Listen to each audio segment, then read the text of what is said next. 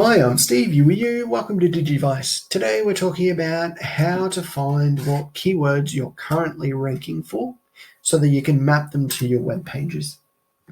So the first thing that you need is a website.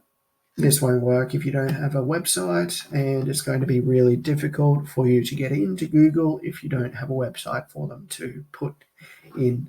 So then you need Google Search Console. Hopefully you have Google Search Console. If you've never heard of Google Search Console, send a message to your web designer and just ask for access. If they never set it up, then you will need to go in and set it up if you want to use this method. This is how Google communicates with you, so it is good to have. You can go in and look at what issues you might have that need to be fixed. And it's where Google lets you know whether there's a manual action against your website or whether you've been blacklisted for doing something wrong. And you can get search traffic and performance information. So one of those things is how many clicks you're getting and how many impressions, that sort of thing. But we're not looking at Google Search Console. We're looking at how we can get existing keywords. So within performance, we've got those existing keywords. You can look at it over a 3-month period, over 28 days, over 16 months.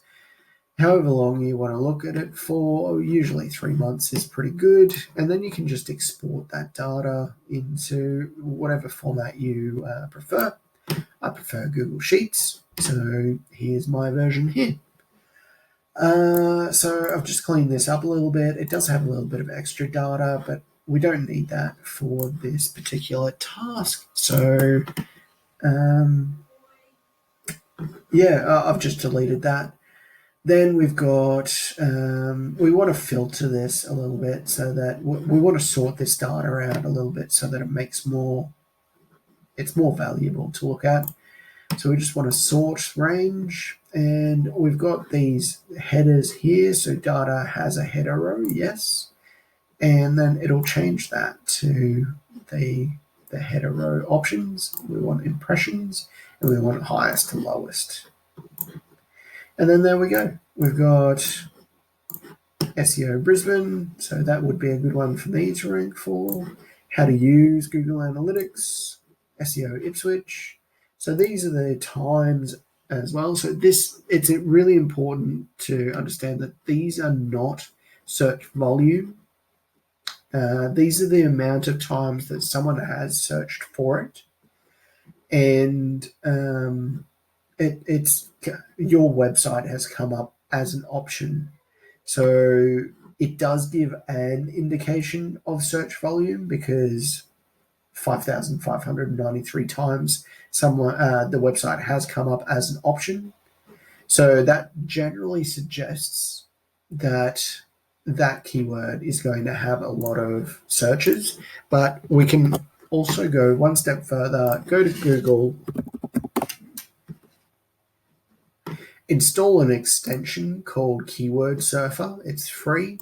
It's non-invasive as well. So you just put it into there, go to the extension, and it'll ask you to reload, and then it'll come up.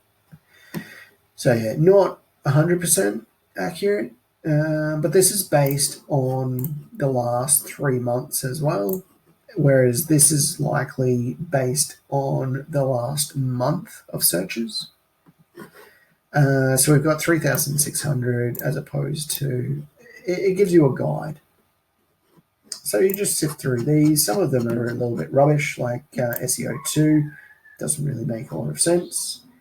But sometimes you find hidden gems in here.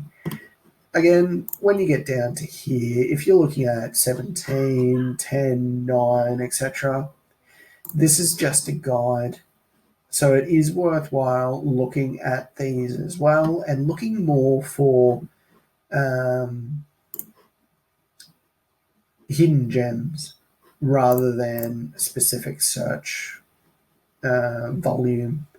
Because if we take this, for example, which I'm only showing up for 6 as an option for 6 of those because it's not really something that I do. It's really getting 50 as opposed to 6. So still not a great keyword. 50 is not enough to spend a lot of time, but it also gives you other options where you can look at here what other things you can make use of.